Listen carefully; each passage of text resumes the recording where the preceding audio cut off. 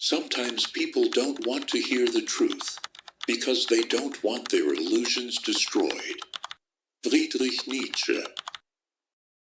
Let's be honest, we all say we want the truth. We say we value honesty, clarity, reality. But do we really? Because the truth, real truth, doesn't always feel good. It doesn't always comfort you. Sometimes it breaks you open. And Nietzsche knew this. Sometimes people don't want to hear the truth because they don't want their illusions destroyed. We think the truth is light, but when it hits the wrong part of us, the fragile part, it feels like fire. Think about it. The truth that a relationship is over. The truth that a dream no longer fits you. The truth that someone you love doesn't love you back. The truth that your excuses are holding you hostage. The truth that you have been lying to yourself about who you are or what you truly want. It's easier to build a soft illusion than to face a sharp reality. Because illusions, they protect us. They explain things in ways that hurt less. They give us someone to blame or something to hope for, even if it's false. But the price of those illusions is your freedom. And Nietzsche knew, maybe better than anyone, that the greatest human tragedy isn't ignorance. It's choosing illusion over truth, again and again. So what is Nietzsche really saying? People don't resist truth because they're ignorant. They resist it because they're attached to the lie. And the lie often feels safer, softer, easier to carry. That's the part that hurts, not the truth itself, but what the truth destroys. Because behind every illusion is a comfort, and behind every truth is responsibility. Let's break that down. It's easier to believe they left because I'm unlovable than to accept they left because they were never capable of love. It's easier to say I failed because the world is unfair than to face I never really gave it everything I had. It's easier to believe I'm too old to change than to admit I'm scared to start again. See the pattern? Illusions feel like protection, but they're actually walls. They keep pain out, yes, but they also keep growth out. They keep truth out, and eventually, they keep you trapped inside. So when Nietzsche says people reject truth, he's not being cruel. He's being honest about human nature. We say we want truth, but only if it doesn't hurt. Only if it doesn't threaten what we built to survive. But here's the paradox. The very truth you're avoiding might be the exact truth you need to be free. It might sting. It might burn. But after that, you can breathe again. See clearly. Move forward, not with fantasy, but with real strength. Facing the truth, especially the uncomfortable kind, is not just philosophy, it's a daily decision, a form of emotional courage. But how do you actually do that in real life? Let's talk about where this shows up. 1. In relationships, stop protecting what's already broken.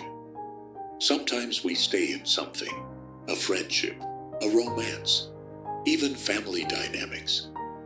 Not because it's healthy, but because we don't want to face the truth. The truth that we've outgrown it. The truth that we're giving more than we're receiving. The truth that love sometimes isn't enough. So we build illusions. They'll change. It's just a phase. Maybe I'm overreacting. But deep down, we know. Choosing truth here means asking, if I wasn't afraid, what would I admit to myself right now? That's where healing starts. 2. In self-image, let go of who you were told to be. Many adults carry illusions about who they're supposed to be, built from childhood, culture, expectations. I should be more successful by now. I'm not creative. I can't start over at my age. These are not truths. They are internalized delusions, and they keep you small. Start questioning them. What if I'm not late? Just aligned with a different rhythm. What if I'm not stuck? Just scared to leave the familiar. That's not weakness. That's awareness. 3. In life choices. Stop decorating the wrong path. Sometimes we invest years in careers, places, lifestyles that no longer reflect who we are. But the more we've invested, the harder it is to admit the truth. I don't want this anymore. So we convince ourselves, I just need to push harder. It'll feel better soon. Maybe it's just me. But if the truth is whispering something different, listen. It might be saying, this isn't failure. It's redirection. When you finally face the truth, yes, it hurts. But what comes after is clarity, energy, direction, relief. Truth doesn't destroy you. It destroys what was never real to begin with. And when that falls away, what's left is you, the real you, the free you. His name is Daniel. He's 45, married, 2 teenage kids, stable job in finance, good house, predictable life. From the outside, everything looks fine, respectable, solid. But inside, Daniel hasn't felt alive in years. He wakes up with a weight in his chest, goes to work, nods through meetings, eats dinner in silence. He scrolls through his phone at night, not looking for anything, just trying not to feel. There's a voice in him, quiet but constant. Something's off, but he doesn't listen, because the truth he suspects is terrifying. That he's not happy, that his work feels meaningless, that the marriage has become routine, not connection, that somewhere along the way, he stopped being himself, so he clings to the illusion. I'm just tired. This is what adulthood looks like. It's too late to change anything now. Then one night, alone in the kitchen, Daniel hears a line on a podcast playing in the background.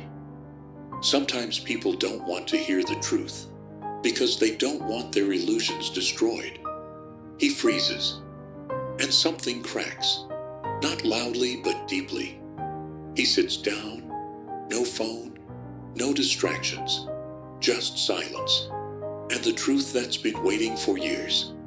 He whispers to himself, I don't think I want this life anymore. And for the first time, he doesn't push it away. He doesn't panic. He doesn't make a plan. He just sits with it. It hurts. It shakes everything. But oddly, it also feels like peace. The next weeks are messy. Conversations happen. Journals fill. Fears rise. But Daniel is awake now. Not in fantasy, not in illusion, but in truth.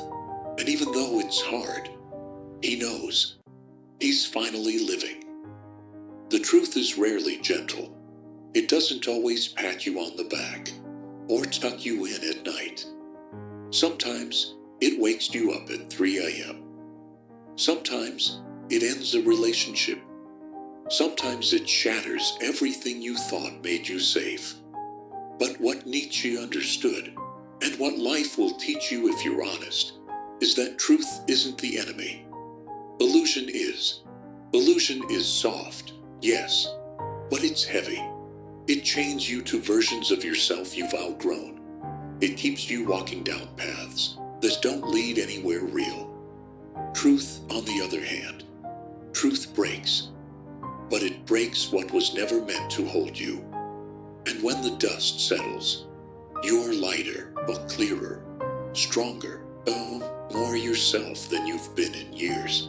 Because there's a kind of pain that destroys, and a kind of pain that sets you free. The moment you stop protecting the lie, you start living in alignment with the truth of who you are. So if something inside you feels tired, trapped, or quietly screaming for more, don't run. Ask, what truth am I afraid to see? What illusion am I still protecting? And why? And when the answers come, welcome them, even if they hurt, especially if they hurt. Because that pain, that's not punishment. That's awakening. If you've made it this far, maybe a part of you already knows. The illusion you've been holding is no longer helping you. And maybe today is the day you stop running from the truth and start walking toward it. If something in this message spoke to you, even quietly, take a breath, then do something brave. Leave a comment below, on and share. What's one truth you've been avoiding that you're finally ready to face? You don't need to explain everything. Just name it, own it, let it breathe. And if you found comfort or clarity here, please consider liking this video, sharing it with someone who might be holding on to their own illusion, and subscribing for more reflections like this. Honest, human, and healing. We're building something here. Not just a channel, but a quiet space in the noise, where truth is welcome, and you are too. Thank you for listening, and thank you for being brave.